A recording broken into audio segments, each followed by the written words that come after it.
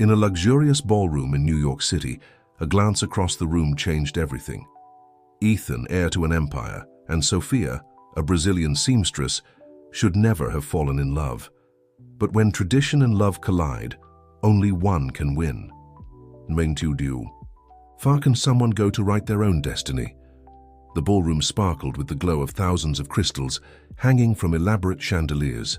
The annual charity event of the Sullivan family was, as always, the most anticipated event of the season in New York. Ethan Sullivan adjusted his Italian silk tie for the 10th time that night as he watched another succession of socialites and businessmen parading their jewelry and expensive suits. At 32, he was already tired of that world of appearances. "Ethan, darling," the melodious voice of his mother, Eleanor Sullivan, cut through his thoughts. "Come meet Senator Johnson's daughter. She just returned from her studies in London." The smile on his mother's face didn't hide her true intentions. It was another attempt to arrange a suitable marriage for her son. With a resigned sigh, Ethan followed his mother across the ballroom. Ever since his older brother Michael had taken over the presidency of the family conglomerate, the pressure for Ethan to settle down and take on a more prominent position in the business had only increased. The Sullivan family wasn't just wealthy. It was an institution, an empire built over generations, and each member had their role to play. It was at that moment that he saw her. Amidst the sea of designer dresses and extravagant jewelry, a young woman in a simple navy blue dress caught his attention. She was adjusting the hem of an elderly lady's dress, her fingers moving deftly as she discreetly held some pins. Her black hair was tied in a simple bun, and she worked with a concentration that seemed oblivious to the luxury around her. "Ethan?" His mother called him again, but he was no longer listening. Without thinking twice, he changed his direction, ignoring Eleanor's soft protests. He approached the young woman just as she was getting up, having finished adjusting the lady's dress. "Thank you so much, dear," the elderly lady smiled. "You saved my night. I don't know what I would have done if I had to leave because of a poorly fitted dress."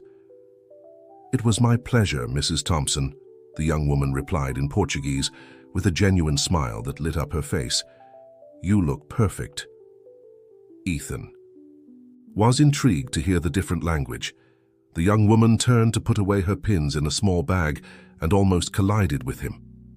"Oh, I'm sorry," she said now in English, her cheeks flushing slightly. "It was my fault," Ethan replied, easily switching to Portuguese, a result of years of study in international schools. "I couldn't help but notice your skillful work. You are..." "Sophia." "Oliveira," she completed, seeming surprised to hear him speak her language. "I'm a seamstress. I'm here helping with some last-minute adjustments for the event." There was something about the simplicity of her introduction that instantly captivated him. No titles, no attempts to impress, just the straightforward truth of who she was and what she did. "Ethan Sullivan," he introduced himself, noticing how she didn't show the immediate recognition that usually accompanied his surname. "You're not from around here, obviously." Sophia smiled, a smile that reached her brown eyes. "No, I'm from Brazil. I came to New York 2 years ago following a dream of working with fashion in the big city. The culture, the colors, the fabrics, everything here fascinates me." For the first time in a long time, Ethan felt genuinely interested in a conversation.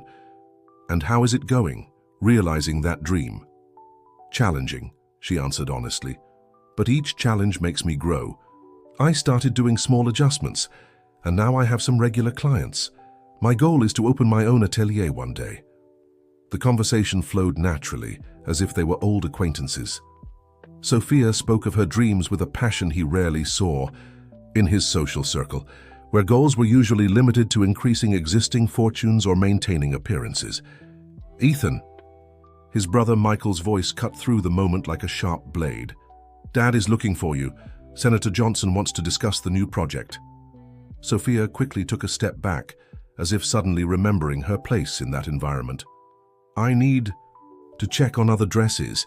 It was a pleasure meeting you, Mr. Sullivan." "The pleasure was mine, Sophia," he replied, watching her walk away with her small sewing bag. Something inside him knew that this wouldn't be their last encounter. Michael watched him with a grave expression. You know you shouldn't mingle. With the service staff, brother, we have a reputation to uphold. Ethan just nodded mechanically, but his thoughts remained with the Brazilian seamstress. That night, as he discussed million-dollar deals and smiled at people whose names he would forget the next day, the image of the navy blue dress and the sincere smile never left his mind. What he didn't know yet was that this seemingly casual encounter would completely change the course of his life, challenging everything his family held sacred and inevitable. Fate had woven its first stitches that night in a pattern that no one could predict. 3 weeks passed since the charity event, and Sophia couldn't get the encounter with Ethan Sullivan out of her head. As she adjusted a client's dress in her small improvised atelier, located in the back of the apartment she shared with her grandmother Helen, her thoughts invariably returned to that night. "Sophia, dear, you've pricked my dress 3 times in the last 10 minutes, Mrs. Fairfax, one of her oldest clients, commented with an understanding smile. "Where's your head today?" "I'm sorry, Mrs. Fairfax," Sophia replied, blushing as she undid the poorly made stitches. "I guess I'm a little distracted." "Is it because of that handsome young man who's been leaving flowers at the door every morning?" the lady asked with a mischievous gleam in her eyes. Sophia almost dropped her needle. The flowers. Every day for the past 2 weeks, a different arrangement appeared at her door. No card, no name, just exotic flowers that she knew were very expensive in New York. Her grandmother Helen was intrigued, but Sophia was almost certain who the mysterious sender was. "I don't know what you're talking about," Sophia tried to deflect, but her smile betrayed her. At that moment, her phone vibrated with a message from an unknown number. "Do today's gardenias match your smile?" Sir. Her heart raced. It was the first time he had made direct contact since the event. How had he gotten her number? Before she could respond, another message arrived. "Would you like to have coffee? I know a discreet place where we can talk." Sophia hesitated. Her grandmother always said that dreams didn't pay bills, and that people from different worlds rarely mixed without consequences. But there was something about Ethan that seemed different, something that went beyond his powerful surname or bank account. "Sometimes, dear," Mrs. Fairfax commented, as if reading her thoughts, "fate presents us with unexpected paths. The question is, do we have the courage to follow them?" With slightly trembling hands, Sophia replied, "Where and when?" The coffee shop chosen by Ethan was a small, cozy establishment in a residential neighborhood, far from the spotlight and ostentatious luxury of downtown New York. When Sophia arrived, she found him already seated at a discreet table in the back, wearing simple clothes that still couldn't completely hide his privileged background. "I thought you wouldn't come," he said, standing up to pull out the chair for her. "I thought I wouldn't come either," Sophia responded honestly. "How did you get my number?" Ethan smiled, a smile that mixed charm and a hint of guilt. "I have my resources, I hope you don't mind, and the flowers. They're beautiful, but..." She hesitated. "Why all this mystery?" "Because I wanted to make sure you didn't see me as just another Sullivan," he answered, his expression turning serious. "On the night of the event, you were the only person who talked to me as if I were just Ethan." The afternoon passed like a breeze. They talked about everything. Her dreams of having her own atelier, the pressures he faced from his family, the homesickness Sophia felt for Brazil, the traditions that suffocated Ethan. It was as if they had known each other for years, not weeks. "My grandmother used to say that there are 2 types of people in the world," Sophia commented as they savored a traditional American coffee. "Those who live the life others chose for them, and those who have the courage to write their own story." "And which one are you?" Ethan asked, his eyes fixed on hers. "I'm still figuring that out," she answered softly. That was the first of many meetings. In the following weeks, they developed a secret routine. They met in discreet cafes, less frequented parks, always away from the watchful eyes of New York society. Ethan learned to appreciate the simplicity of a picnic in the park, while Sophia discovered that behind the powerful surname was a man who dreamed of his own freedom. In the atelier, Sophia's work began to reflect her new inspiration. Her designs gained a unique fusion of Brazilian and American elements, catching the attention of more clients. Her grandmother Helen, although worried, couldn't help but notice how her granddaughter seemed to flourish. "Just promise me you'll protect your heart, dear," Helen said one night as Sophia worked on a new dress. "Not all love stories have a happy ending." What Helen didn't know, and what Ethan himself was beginning to realize, was that it was already too late for protection. Each encounter, each conversation, each exchanged smile brought them closer, weaving a web of feelings that would be impossible to undo. But while love blossomed in the hidden corners of New York, other forces began to move. Michael, Ethan's brother, was no fool. He had noticed the changes in his brother's behavior, his unexplained disappearances, the constant smile on his face. And for someone whose mission was to protect the Sullivan legacy, any threat needed to be investigated and eliminated. In his office on the top floor of Sullivan Tower, Michael looked at the photos his private investigator had delivered, Ethan and Sophia in various encounters, always trying to go unnoticed, but never escaping the vigilant lenses. His face hardened as he picked up the phone. "Mom," he said in a grave tone, "we need to talk about Ethan. We have a problem." Eleanor Sullivan had always known that her younger son was different. While Michael had been born with the determination and coldness necessary to lead the family empire, Ethan had a heart too soft, too dreamy. Now, sitting in her private room decorated with priceless antiques, she looked at the photos scattered on the marble table with an expression of deep concern. "A Brazilian seamstress," she murmured, running her ring-covered fingers over one of the images where Ethan was smiling at Sophia. "Of all the foolishness he's ever committed, this is the worst." "We need to act quickly, Mom," Michael argued, his rigid posture reflecting the seriousness of the situation. "Dad can't know about this. Not now, with the merger negotiations with the Johnson family underway. If they find out that a Sullivan is secretly meeting with a common worker, our reputation will be tarnished." Eleanor stood up, walking to the window that offered a panoramic view of New York. Her eyes scanned the gleaming skyscrapers, symbols of the power and influence that her family had helped build. "Leave this to me," she decided.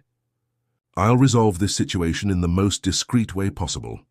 The next day, Sophia received an unexpected visit at her small atelier. Her grandmother Helen had gone out shopping, and she was alone when the doorbell rang. When she opened the door, she was faced with an elegant woman, impeccably dressed from head to toe. "Ms. Oliveira?" Eleanor asked in perfect Portuguese, albeit with an accent. "I'm Eleanor Sullivan. Can we talk?" Sophia's heart raced, but years of working with demanding clients had taught her to maintain her composure. "Of course, Mrs. Sullivan, please come in." Eleanor examined the modest environment with critical eyes, noting the carefully organized fabrics, the mannequins with works in progress, the old but well-maintained sewing machine. "You have talent," she commented, touching a partially finished dress. "It's a pity you're wasting that talent on unnecessary distractions." Sophia felt her blood run cold. "Mrs. Sullivan, You don't need to explain," Eleanor gently interrupted her. "I know exactly what's going on between you and my son, and I came here to offer a proposal that will benefit everyone." From her Hermes bag, Eleanor pulled out a thick envelope. "Inside here is enough money for you to open your own atelier. Not a modest space like this, but something worthy of your talent. I've also included contacts of influential people who can help establish your brand." Sophia looked at the envelope as if it were a venomous snake. "Are you offering me money? To stay away from your son?" "I'm offering an opportunity," Eleanor corrected. "Ethan was born in a different world from yours, dear. He has responsibilities, expectations to fulfill. This juvenile romance will only bring suffering to both of you." "You think you can buy people's feelings?" "No, dear, but I can buy your future." Eleanor smiled, though the smile didn't reach her eyes. "Think about it. What can you offer my son besides complications? In our world, love is not enough. And when the novelty wears off, when he realizes everything he'll have to sacrifice to be with you, the resentment will begin. That's how it always happens. Eleanor's words hit Sophia like precise arrows, materializing all her fears and insecurities. "I love your son, Mrs. Sullivan. And if you really love him, you'll do what's best for him," Eleanor replied, standing up. "You have until tomorrow to decide. If you accept my offer, great. If not..." She made a calculated pause. "There are other ways to protect the interests of the Sullivan family." After Eleanor left, Sophia collapsed in her chair, the untouched envelope on the table. Her hands trembled as she picked up her cell phone, seeing the latest messages from Ethan, plans for a meeting that night, promises of a future together, shared dreams. On the other side of the city, in the main office of Sullivan Enterprises, Ethan was in a meeting when his assistant interrupted him with an urgent message. All his bank accounts had been frozen. His credit card had just been declined on a routine purchase. "This must be some mistake," he muttered, picking up the phone to call the bank. But before he could make the call, Michael entered his office. "It's not a mistake, brother," he said, his tone cold. "It's a warning. Dad wants to see you immediately." As Ethan followed his brother through the mirrored corridors of the building, his cell phone vibrated with a message from Sophia. "We need to talk. It's important." What he still didn't know was that this would be just the first of many trials that fate had reserved for their love. On the building's rooftop, William Sullivan, patriarch of the family, waited with an expression that suggested nothing good. The storm was just beginning. William Sullivan's office occupied the entire top floor of Sullivan Tower. The glass walls offered a 360-degree view of New York, a constant reminder of the empire he had built. Ethan had always found that office intimidating, even as a child. Now at 32, the feeling was no different. "Sit down," William ordered in a controlled but authoritative voice. On the couch beside him, Eleanor maintained an elegant posture, while Michael remained standing near the window like a silent guardian. "Dad, if this is about the frozen accounts," Ethan began, but was interrupted by a brusque gesture from William. "This is about honor, Ethan, about responsibility, about the name you carry." William picked up an iPad from his desk, sliding his fingers across the screen. "Do you know how much the Sullivan name is worth in the market today? How many families depend on the decisions we make? How many jobs we generate?" "I know all that, Dad." "No, you don't," William replied, his voice rising slightly. "If you did, you wouldn't be risking everything for a romantic whim with a seamstress." The way he pronounced the word seamstress made Ethan's blood boil. "Sophia is not a whim, and her work is as dignified as any other." "Ah, so Sophia is her name?" William smiled humorlessly. "The girl who's trying to climb socially using my son as a ladder. Dad, you don't know her." "I don't need to know her." William stood up, imposing in his Italian suit. "I know the type. Pretty girls from humble origins who dream of changing their lives. How many do you think have already tried to approach this family?" Eleanor chose this moment to intervene. "Darling, I've already talked to the girl. I offered her a dignified way out, a chance to realize her professional dreams. If she really loved you..." "You did what?" Ethan turned to his mother, incredulous. "Your mother did what was necessary," Michael spoke for the first time. "Someone needed to act before this scandal went public." Nathan walked to his son, placing a heavy hand on his shoulder. "Ethan, you're my son. You've always been the most sensitive, the most human of us. Normally that worries me, but today that sensitivity of yours might help us. Think about the consequences, not just for you, but for her." "What consequences?" Ethan asked, his voice tense. "New York is a city of opportunities, but also of closed doors," Nathan explained calmly. "One phone call from me and that little atelier of hers loses all its clients. Another call, and she might have problems with her work visa. Do we really want to subject the poor girl to that?" Ethan felt the weight of each word like a blow. "This is blackmail. This is business, son. This is how the world works." Nathan returned to his desk, picking up a folder. "Here's an alternative. The Sullivan family is interested in a merger. They have a daughter, Lily, educated at Oxford, fluent in 5 languages from an impeccable lineage. Your marriage would be the perfect seal for this alliance." "I can't believe we're having this conversation in the 21st century," Ethan laughed, humorlessly. "Times change, traditions remain," Amanda intervened softly. "Think about it, honey. Lily is a modern, educated young woman. You could build something beautiful together. Your father isn't asking you to marry a traditional stranger." At that moment, Ethan's cell phone vibrated again. Another message from Sophia. "Please meet me. We need to talk urgently." "The choice is yours, son," Nathan declared, sitting in his executive chair. "But choose wisely. You have 24 hours to decide. Either you take your place in the family, accepting your responsibilities, or you'll have to go your own way." "On my own?" Ethan questioned. "Without access to the accounts, without a position in the company, without the Parker name," Michael clarified. "Completely on your own." Ethan looked out the window, watching the sun set over New York. The city that had always been his home now felt like a golden prison. His cell phone vibrated once more, but he had already made his decision. "I don't need 24 hours, he declared, standing up. "I choose her." "Ethan," Amanda stood up, alarmed. "Don't be foolish."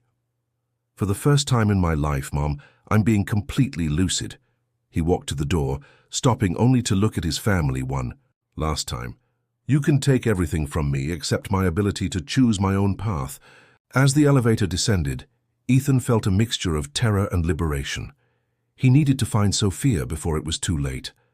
What he didn't know was that at that exact moment, Sophia was also facing her own internal battle. Looking at the envelope left by Amanda and thinking about all the people who depended on her work, including her sick grandmother. The sun had completely disappeared when Ethan arrived at the meeting place agreed upon with Sophia. The cafe was empty, except for a table in the corner, where a solitary figure awaited him with an expression he would never forget. The Café Lumière, usually bustling at this hour, was strangely quiet. Sophia waited at a table in the back, her hands nervously gripping a cup of cold tea. The envelope Amanda had left was in her purse, weighing like lead. When Ethan entered, she immediately knew something had changed. There was a new determination, in his eyes mixed with a sadness she had never seen before. "You didn't accept the money," he said, sitting across from her. It wasn't a question. Sophia raised her eyes, surprised. "How do you know?" "Because if you had accepted, you wouldn't." "Be here." He tried to smile, but the gesture came out sad. "My mother offered you a deal, didn't she?" "Yes," Sophia replied, taking the envelope from her purse and placing it on the table. "Enough money to open my own atelier, important contacts, a new life." "And why didn't you accept?" "Because there are things money can't buy, Ethan." She paused, gathering courage. "But that doesn't mean we can continue." The silence that followed was deafening. Outside, New York continued its frantic pace, lights flashing in the skyscrapers, cars honking, lives moving forward. But inside that cafe, time seemed to have stopped. "I gave up everything," Ethan finally spoke. "The family name, my inheritance, my position in the company. I chose you." The words hit Sophia like a punch to the stomach. "You did what?" "My father gave me an ultimatum. Either I married Lily Sullivan and followed the family plan, or I lost everything." He reached across the table, gently touching her fingers. It wasn't a difficult choice. Sophia withdrew her hand, tears beginning to form in her eyes. "You shouldn't have done that." "Why not?" "Because—" She took a deep breath, fighting against the lump in her throat. "Because your mother is right. Our worlds are too different. Ethan, I'm a seamstress. You're you." "I was," he corrected. "Now I'm just a man who chose love over money." "It's not that simple," Sophia abruptly stood up. "My grandmother Helen, she's sick. She needs expensive treatments. My clients have mysteriously started canceling their orders. The owner of my atelier called today saying he won't renew my contract.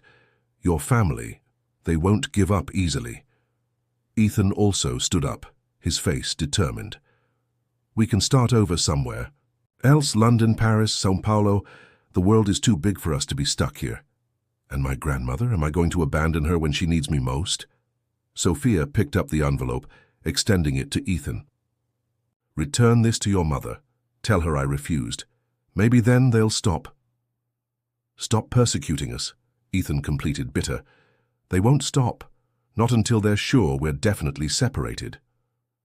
Then that's what we need to do, Sophia declared, her voice trembling. Separate. No. Ethan walked around the table holding her hands. Listen, I have a secret account that my father doesn't know about. It's not much, but it's enough for us to start over. We can take your grandmother with us, get her the best treatment. I can work, Sophia. I have education, experience. And you're going to trade all that for a life of uncertainties. Because of me. Because of us, he corrected. What we have is real, Sophia. It's worth more than all the Parker money. At that moment, Sophia's cell phone rang. It was from the hospital, where her grandmother was being treated. Helen had had a crisis and was hospitalized. Sophia paled as she heard the details. I need to go, she said, hurriedly grabbing her purse. My grandmother. I'll go with you, Ethan declared, but Sophia stopped him. No, that would only make things worse. She looked into his eyes, memorizing every detail of his face. I need time, Ethan, to think, to decide. How much time? I don't know, she answered honestly, but I promise that when I make my decision, you'll be the first to know. Before he could respond, Sophia quickly left the cafe, leaving behind the envelope with the money and a stunned Ethan. He stood there alone, looking at the envelope that represented everything his family believed. That love had a price, that feelings could be negotiated, that tradition always won over the heart. In his pocket, his cell phone started ringing. It was Michael. On the screen, several unread messages from his mother. The real world was beginning to take its toll, and the night was just beginning. Somewhere in New York, a taxi was taking Sophia towards the hospital, her tears mixing with the rain that was starting to fall, a rare phenomenon in the summer, as if the sky itself was crying for that threatened love. The decision they would both make in the next few hours would change not only their lives, but also the fate of two families. True love was being tested in the cruelest way possible, and the price of happiness seemed to increase with each passing minute.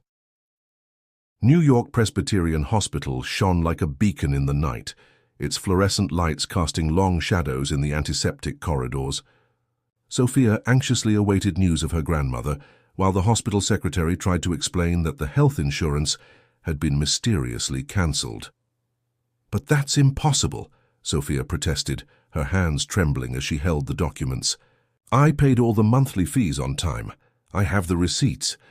I'm sorry, Miss Oliveira, the employee responded with a compassionate look, but the system shows the cancellation was made this afternoon. Without coverage, the specialized treatment your grandmother needs, how much does it cost? Sophia asked, already knowing she couldn't afford the amounts. When the employee mentioned the sum, Sophia felt the ground disappear beneath her feet. It was more than she earned in an entire year. The envelope Amanda had left began to seem even more tempting in her memory. Please, she begged, my grandmother needs this treatment. There must be something we can do. Is there someone who can help you? Family, friends? Sophia closed her eyes, thinking of Ethan, but she shouldn't involve him further in this situation. He had already sacrificed so much for her. It was at this moment that a familiar voice sounded behind her. I can help. Sophia turned, surprised to see Mrs. Fairfax, her oldest client, accompanied by her husband, Dr. Fairfax, a respected doctor at the hospital. Mrs. Fairfax? What are you doing here? The lady smiled gently. Ethan called me, told me everything. But how do you know each other? Dr. Fairfax and I are old friends of the Parker family, Mrs. Fairfax explained. But unlike them, we believe that true love should know no barriers. Dr. Fairfax approached the counter, quickly conversing in medical jargon with the employee. In a few minutes, the situation began to resolve itself. Helen would be transferred to the hospital's private wing, under Dr. Fairfax's direct care. I can't accept this, Sophia protested. I have no way to pay. Darling, Mrs. Fairfax interrupted her, holding her hands, sometimes the universe conspires in our favor through the most unexpected people. Accept the help. Your grandmother needs it.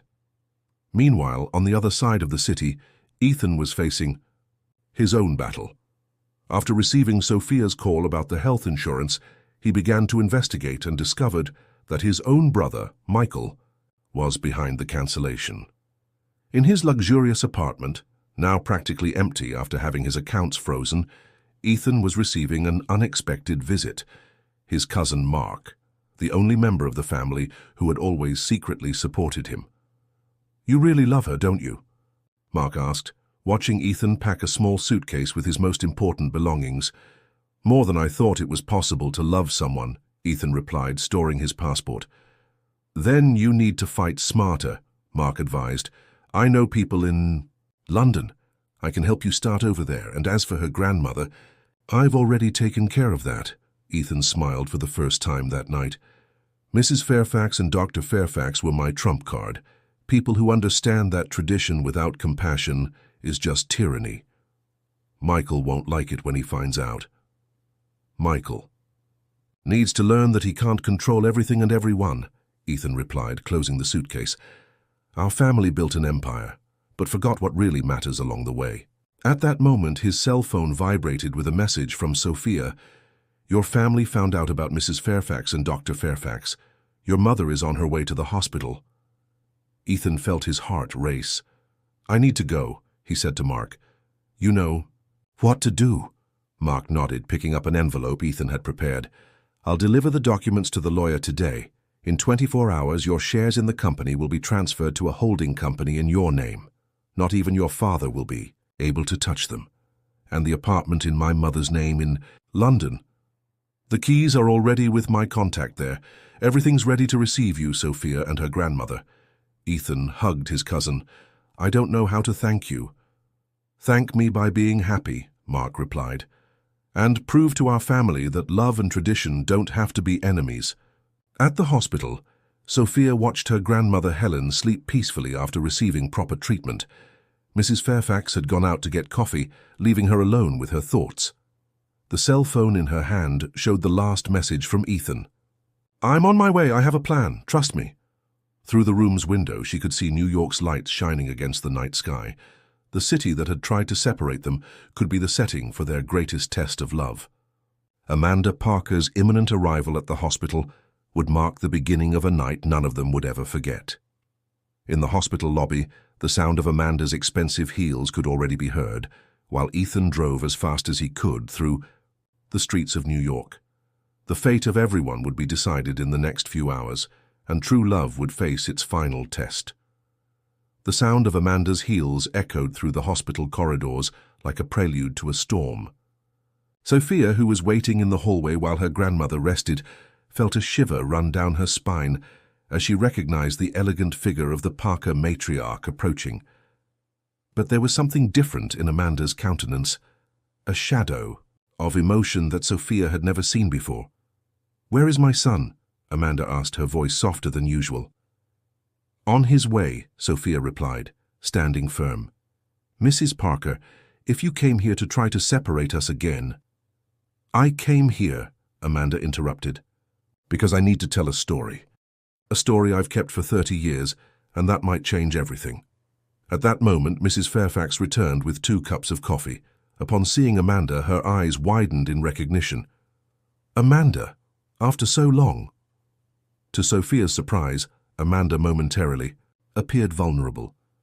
"Claire, I didn't expect to find you here." "You know each other?"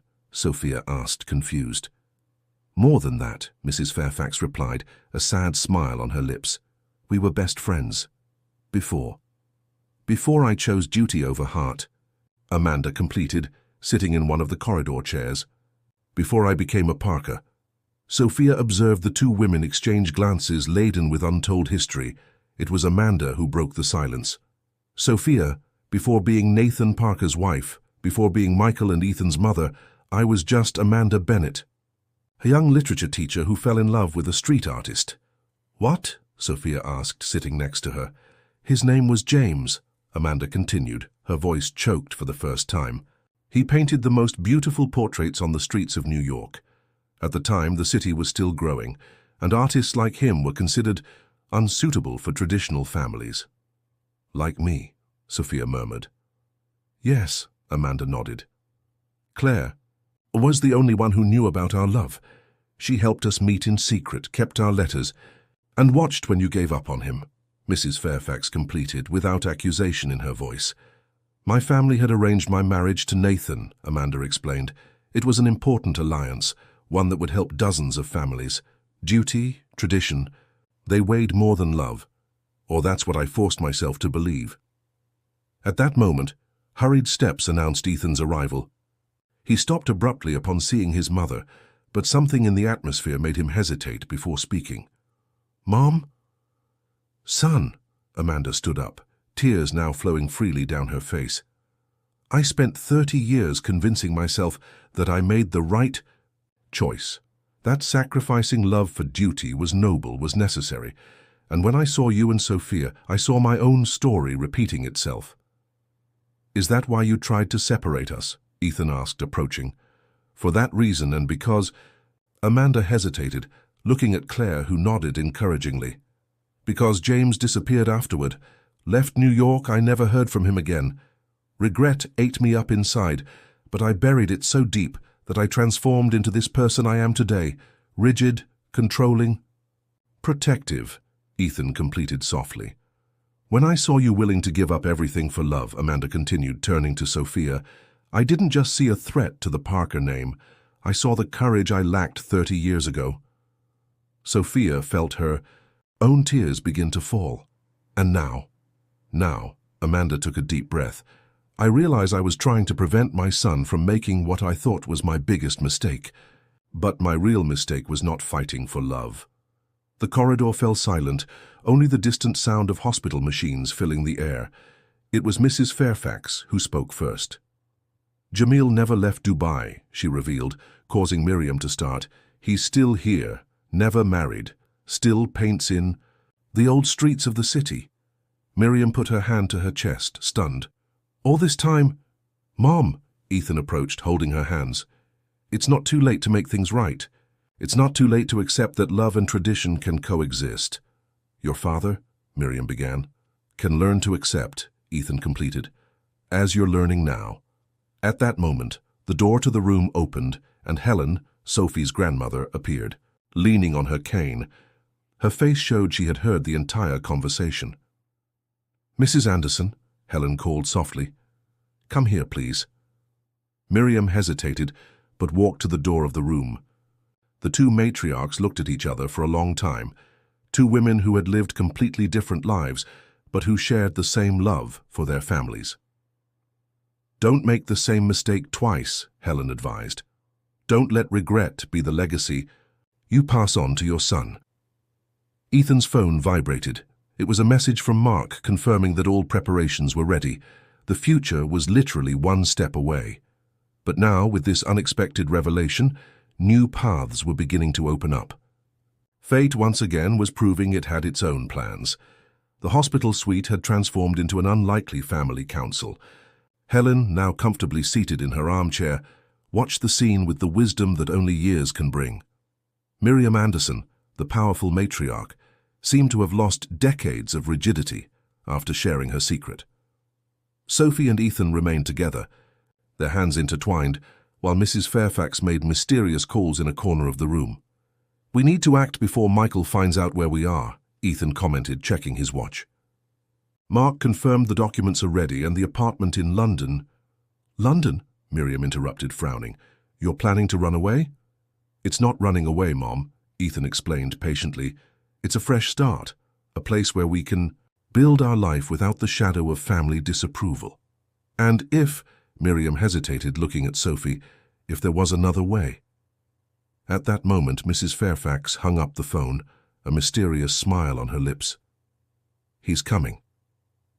"Who's coming?" Sophie asked, but her question was answered by the sound of footsteps in the hallway. William Anderson, patriarch of the family, entered the room like a contained storm.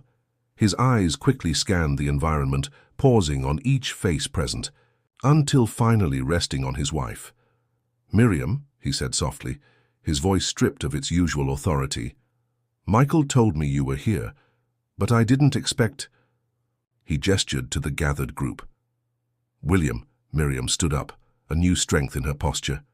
"We need to talk about the past, about the present, and about the future of our family." "Here?" he asked, clearly uncomfortable with the audience. "Yes, here," she confirmed, "because what I have to say involves all of us."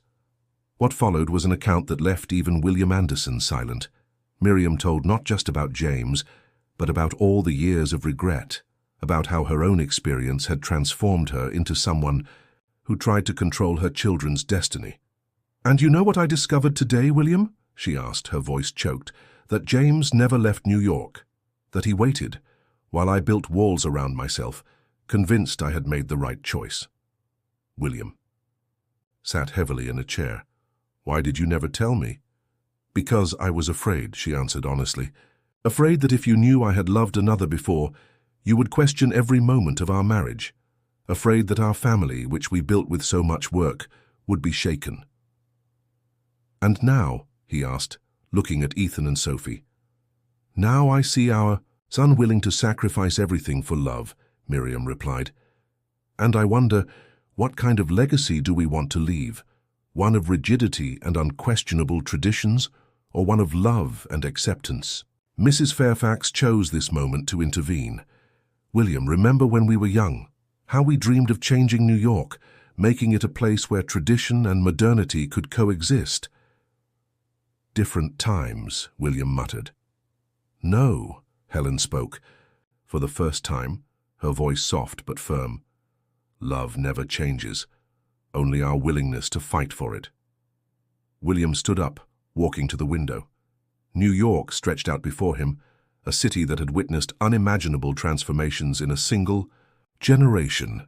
"When I built Anderson Enterprises," he began slowly, "I had a dream. It wasn't just about money or power. It was about creating something that would last, that would make a difference." "And it did," Ethan replied. "But maybe it's time to expand that dream, Dad, to show that the Andersons can be leaders, not just in business, but also in how they embrace change." Sophie, who had remained silent, approached William. "Mr. Anderson, I don't want to destroy your family. I want to be part of it.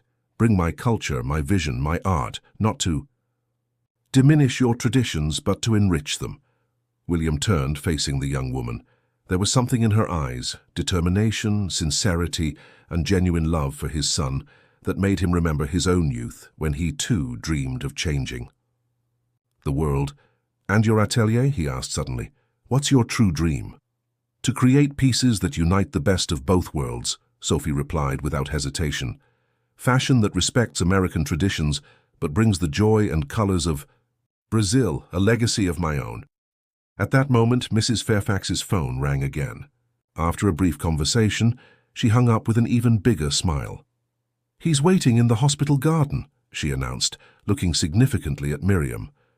"Who?" William asked, though something in his tone suggested he already knew the answer. "James," Miriam replied, her heart beating fast. "After 30 years." The room plunged into a silence laden with possibilities. In the next few hours, decisions would be made that would change not just the fate of Ethan and Sophie, but of the entire Anderson family. The past and present were intertwining, offering a chance to rewrite not just one but two love stories.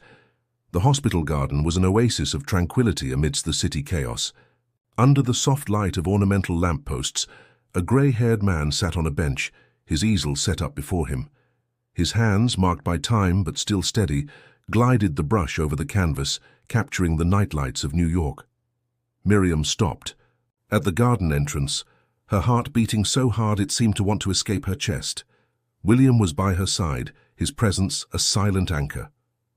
Behind them, Sophie, Ethan, Mrs. Fairfax, and Helen watched the scene, witnesses to a moment 30 years overdue. "James," Mrs. Fairfax called softly, approaching first. The artist raised his eyes from his canvas, and for a moment time seemed to freeze. His eyes met Miriam's, and 30 years of separation dissolved like mist in the sun. "Miriam," he said, his voice hoarse with emotion, "you still have the same eyes?" William felt his wife tremble slightly, and in a gesture that surprised everyone, including himself, stepped forward. "Mr. James," he introduced himself, extending his hand. "I'm William Anderson." James hesitated for a moment before accepting the greeting. The man she chose. The man with whom she built a life, William gently corrected, but perhaps not the only one she loved. Sophie squeezed Ethan's hand, moved by the scene. There stood the powerful William Anderson, demonstrating an understanding that no one expected. "Why did you never leave?" Miriam finally managed to ask, her voice almost a whisper. James smiled, a smile tinged with melancholy. "How could I? New York was where you were. Even if I couldn't have you, I needed to be where I could feel your presence. So I painted. I painted every change in this city, every new building, every sunset, and in every canvas, there was a bit of you." He turned to his current easel, where an unfinished painting showed the New York International Hospital under the night sky. "Even now, after so long, Dad," Ethan approached, "do you understand now what it means to love someone so much that the world loses meaning without that person?"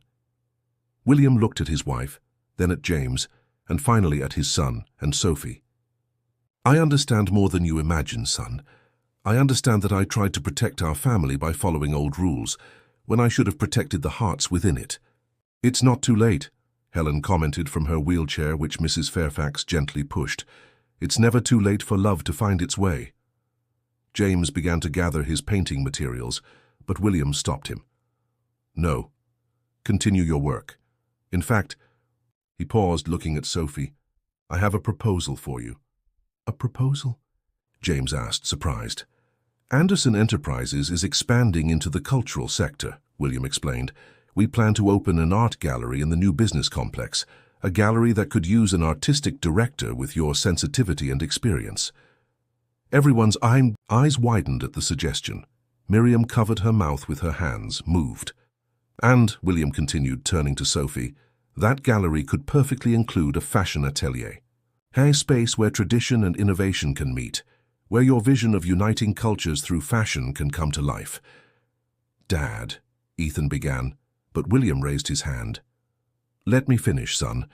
Michael can lead the financial part of the empire, as he always wanted. But you, Ethan, have always had a different outlook on business. More human, more artistic. Perhaps it's time for Anderson Enterprises to expand its horizons." Sophie stepped forward, her hands trembling with emotion.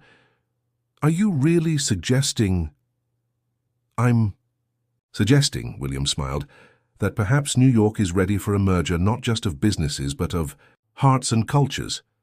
And who better to lead that than a family that has learned the value of true love?" Miriam approached James, gently touching his unfinished canvas. "You painted my story all these years. Maybe now it's time to paint a new chapter, all of us." The hospital garden, that small oasis in the middle of the city, became the stage for a transformation. There, under the stars of New York, old wounds began to heal, new dreams began to be born, and love, in its multiple forms, proved once again its power of transformation. There was just one person left to complete the circle of reconciliation, and, as if responding to a silent call, familiar footsteps sounded at the garden entrance. Michael Anderson, the firstborn, the guardian of tradition, was about to face his own journey of understanding and acceptance. 6 months later, the new cultural complex of Anderson Enterprises shone under the morning sun of New York. The glass walls reflected the blue sky, while an elegant crowd gathered for the inauguration of the space. In the center of the main hall, a unique exhibition caught attention. James's canvases depicting the transformation of New York over 3 decades blended harmoniously with mannequins wearing Sophie's creations, which fused American elegance with Brazilian vibrancy. "Are you nervous?" Ethan asked, adjusting the veil of the wedding dress Sophie had created especially for Leah Saunders. "A little," Sophie admitted, giving the final touches to the dress. "I never thought I'd be here, dressing the bride who should have been your wife." Leah, who was nearby admiring herself in the mirror, laughed. "And I never thought I'd find true love thanks to an arranged marriage that didn't happen." It was true. In recent months, Leah had grown close to Mark, Ethan's cousin, and the two discovered a connection that went beyond any family arrangement. Their wedding, which would take place the next day, symbolized more than the union of two powerful families. It was proof that destiny had its own plans. "The dress is perfect," Miriam commented, entering the room with Mrs. Fairfax. "Sophie, you really have a special gift." The two women were now inseparable. The friendship of youth had been reborn, strengthened by shared experiences. Miriam had transformed in recent months, her rigidity giving way to a serenity that infected everyone around her. "Where's James?" Sophie asked, noticing the special gleam in Miriam's eyes. "On the terrace, painting the sunrise as always," Miriam smiled. "Now that he's the artistic director of the gallery, he spends more time here than in his own studio." The door opened again, and William entered accompanied by Michael. The transformation of the Anderson firstborn had been the most surprising of all. After that night in the hospital garden, Michael had gone through his own journey of self-discovery. "The company's shares have risen 40% since the announcement of the cultural complex," Michael commented, but his tone was no longer that of a cold executive. "It seems New York was indeed ready for this fusion of tradition and modernity." "And you, brother?" Ethan gently teased. "Are you ready for your own announcement?"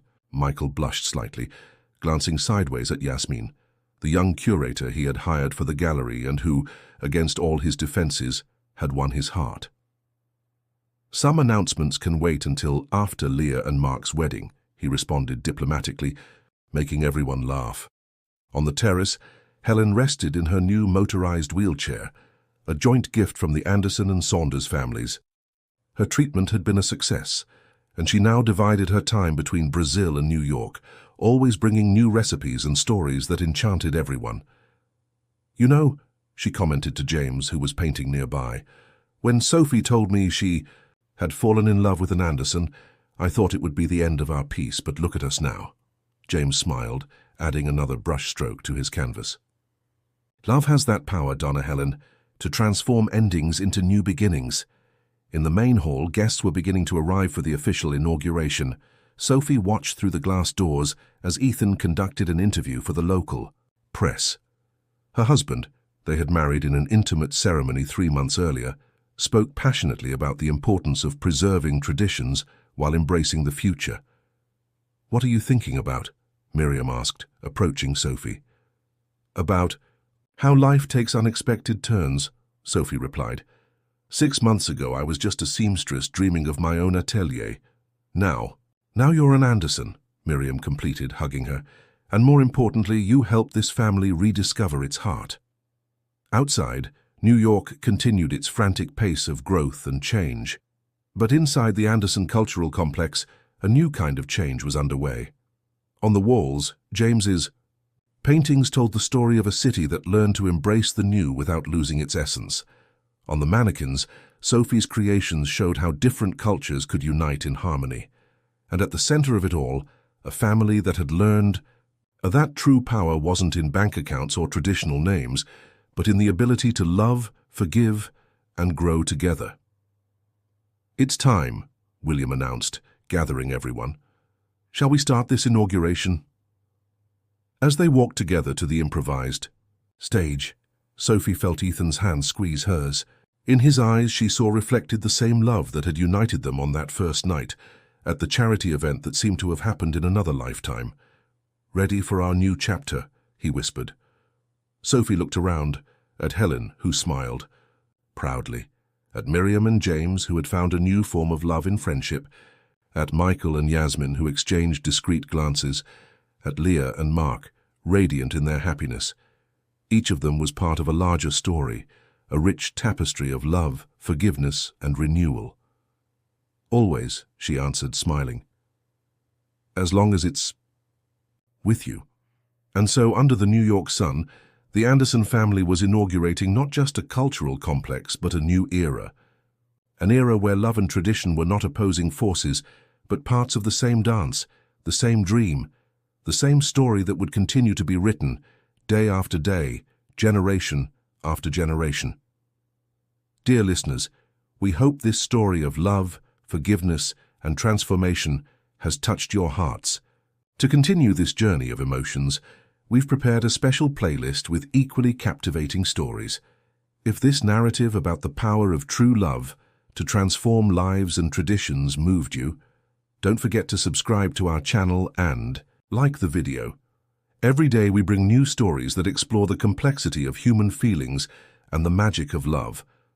Let us know in the comments which city you're watching from and share your own stories of love and overcoming. After all, each of us has a special story to tell,